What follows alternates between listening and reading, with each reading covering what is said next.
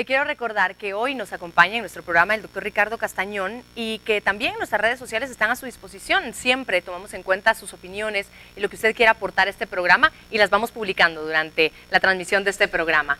Doctor, hablábamos en el bloque anterior un poco de cómo es que desde las palabras podemos herir, obviamente, y podemos sanar también, y que tenemos esa plasticidad cerebral, se podría decir así, ¿cierto?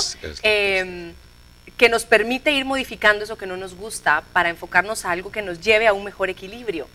¿Qué pasa cuando el ambiente, el exterior, pareciera que no nos quiere dejar? Por ejemplo, vivimos en una situación en donde hay mucha inseguridad, hay asesinatos, hay robos, escuchamos de corrupción, escuchamos malas noticias, y entonces uno se ve víctima o se siente víctima de esas circunstancias. Pareciera como que la mente o que el exterior no nos dejara enfocarnos en buscar ese equilibrio. Y eso se da a nivel de país. Imagino la cantidad de, llámelo usted, de energía, pensamientos o lo que sea que genera eso mismo en la misma violencia, en el miedo, en el terror que se vive en las personas. En el año 1914, cuando hay el primer conflicto de la Guerra Mundial y luego en la Segunda, sucede de que los hombres salen de sus casas, van a las guerras, mueren, y las mamás tienen que ir a trabajar a las fábricas. O sea, no ha sido el movimiento feminista que ha creado ciertos logros, sino las necesidades de que la mujer se vuelva en una operadora. Esto ha hecho de que las mamás ya no estén tanto tiempo en las casas con sus hijos. Entonces, cualquier persona en los primeros años de vida necesita lo que se llama el vínculo, el sentido de pertenencia. En este libro, Cuando la palabra sana, he demostrado cómo hay neuroquímicos que el organismo produce con la presencia del papá, con la caricia de la mamá. Entonces nosotros tenemos que volver a rescatar el concepto de que la familia es un núcleo, y es un núcleo nacido en el amor, porque el papá y la mamá por eso se unieron, y por eso dan vida a unos hijos. Entonces, no hay que pensar que más importante que el hogar es el trabajo o las responsabilidades sociales que tenemos, que son importantes, pero hay un núcleo y es la familia. Son 40 años que yo hago investigación. He tenido pacientes niños de 6 años de edad, de 10 años de edad, que hoy tienen 50. Cuando hoy los evalúo y veo que ellos han tenido hogares muy bien establecidos, pobres económicamente, pero que ha habido lo que yo llamo el sentido de pertenencia. Es mi papá, es mi mamá, me quieren, se quieren. Estos jóvenes, a pesar de las vicisitudes de la vida, son todos hombres logrados. Pero en aquellos que los vi en esas edades de ambientes económicamente muy acomodados, pero que no hubo el sentido de pertenencia, he tenido que ir a atenderlos a las cárceles, he tenido que ir a muchos lugares porque eran personas con conductas desadaptadas. Claro.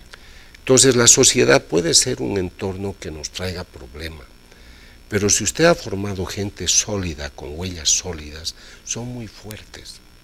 Entonces, una sociedad conflictiva a ellos no los va a desequilibrar, los va a preparar para afrontar. Lo que sucede hoy es que tenemos una sociedad con muchas propuestas, muchas son buenas, pero enfatizamos más las que desadaptan. Por ejemplo, hoy la inseguridad, la violencia, el terrorismo. Usted llega a ciertos países y creen que todos son guerrilleros, delincuentes que tienen bombas en los bolsillos. Y no es así. Entonces estamos formando una sociedad de desconfianza. Paranoica. Paranoica, sí.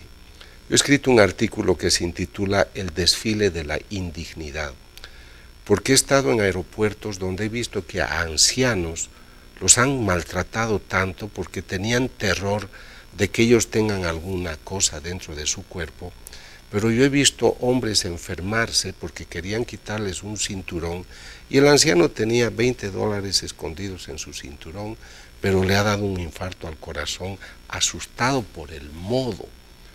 Entonces creo que estamos dando demasiada influencia a temas que son secundarios que si nosotros trabajáramos en la información que ustedes hacen, en la cultura en la casa, en el afecto, formando gente en valores, con una capacidad de ser independientes y de tener una seguridad emocional.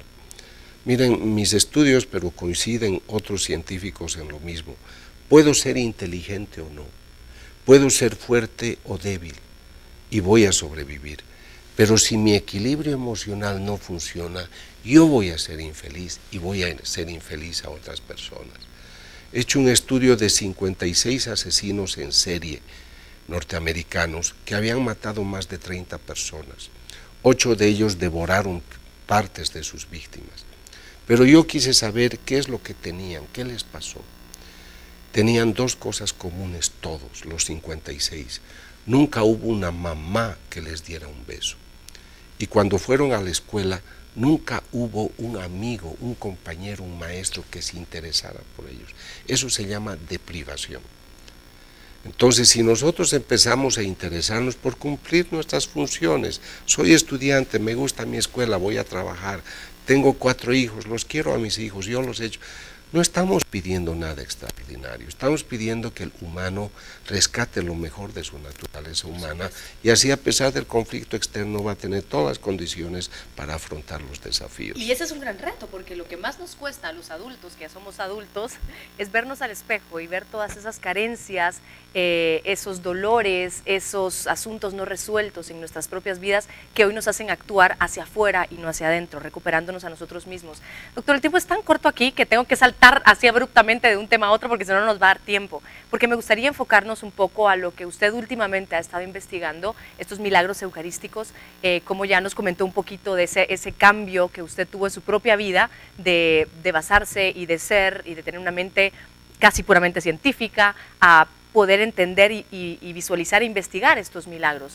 ¿Qué lo hizo a usted? ¿Cuál fue ese momento en el que usted cayó en la cuenta o realizó, o no sé cómo expresárselo, pero que a usted le abrió los ojos o el corazón, como usted lo quiera ver, para decir, esto existe y ahora soy parte de esta espiritualidad que antes negaba? ¿Qué fue lo que pasó, doctor? Hay una parte en la que Jesús le dice a Tomás, porque tú has visto, has creído, bienaventurado el que cree sin ver. Yo me he perdido esa bienaventuranza porque yo he empezado a creer viendo, tocando, constatando. Yo pienso que la primera experiencia que me empieza a plantear la posibilidad de que hay algo más de lo físico que yo estudiaba fueron las primeras efusiones de una imagen de un Cristo que exuda lágrimas cristalinas y luego exuda lágrimas de sangre. Eso a mí me movió bastante y me empezó a motivar a buscar lecturas, personas, temas de contenido interior, espiritual. Pero lo más fuerte fue cuando empecé a estudiar las hostias que sangran. El católico creyente por fe cree que Cristo está presente en la Eucaristía. Yo veo solo un pedazo de pan. El sacerdote durante su celebración coloca el pan, el vino sobre el altar para la consagración y en ese momento sublime que se llama epíclesis, él hace una oración, pero es solo oración. Y dice, pido que por el poder del Espíritu Santo el pan se convierta en carne, el vino en sangre. Él hace la señal de la cruz y por fe creemos que ya es el cuerpo del Señor. Lo que a mí me abrió el piso fue constatar que esa hostia empieza a sangrar, que esa hostia se coagula, que llevo a los mayores laboratorios del mundo durante 6 años y medio. Ellos no conocen la procedencia. Es sangre humana, tiene ADN humano, la sangre es de tipo AB. E imaginen lo que me dice el médico, patólogo, cardiólogo, forense de Nueva York. El momento que el doctor Castañón tomó la muestra, este tejido estaba vivo. Wow. La hostia que él está estudiando tuvo efusión el 96. Él está estudiando el 2004. El momento que usted tomó la muestra, este tejido estaba vivo. ¿Y por qué dice usted eso? porque aquí hay glóbulos blancos intactos, y los glóbulos blancos intactos pueden haber llegado a esta zona del miocardio solo a través de circulación sanguínea. O sea que cuando usted tomó la muestra, el tejido estaba vivo.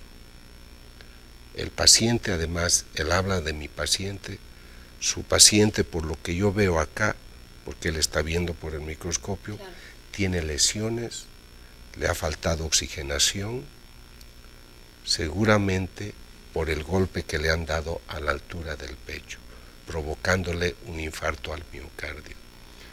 Él describía toda una naturaleza que él ha visto en sus laboratorios, pero que él no sabía que venía de una hostia. Se retira del microscopio, va a su archivo clínico, toma una carta, un informe de otro paciente y dice, mire, las lesiones que tengo de mi paciente son iguales a las de su paciente. Él no sabía lo que a mí me estaba mostrando. Él estaba diciendo, esos tejidos de carne que usted tiene son tan igualitos a los de mi otro paciente. Claro, son humanos, a ver, son reales. Ahora imagínese la cara del pobre doctor cuando al final, claro, doctor, esto no viene de un paciente como usted dice, esto viene de una hostia que los católicos comulgamos. Se puso pálido, yo tenía miedo que le dé un infarto porque estaba descompuesto, y lo único que dijo es, I do not believe, no lo creo. Entonces después se le tuvo que mostrar la muestra de hostia con la sangre, porque él tenía una preparación clínica para poder ver por el microscopio.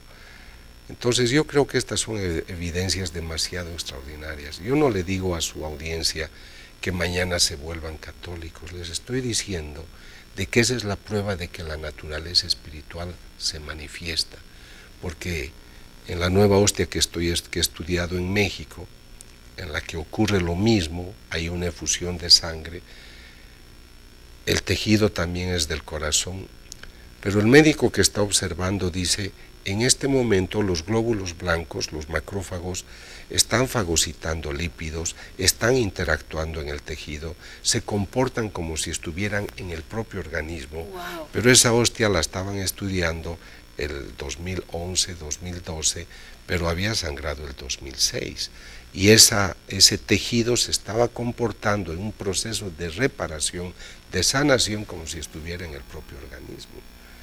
Entonces estas cosas a uno lo hacen poner de rodillas. Definitivamente, y hace abrir nuestra mente, como usted bien lo decía hace un momento. Hoy estamos hablando con el doctor Ricardo Castañón, está en Guatemala, así que nos aprovechamos ya que está aquí para poder aprender mucho de él. Tiene mucho que compartir, mucho que dar, obviamente una persona que ha investigado, que ha estudiado muchísimas cosas en su vida, pero ahora específicamente, y como usted acaba de escuchar, también está dedicado a la investigación científica de los milagros eucarísticos. Vamos a la pausa comercial y volvemos con más. Por favor, siga con nosotros.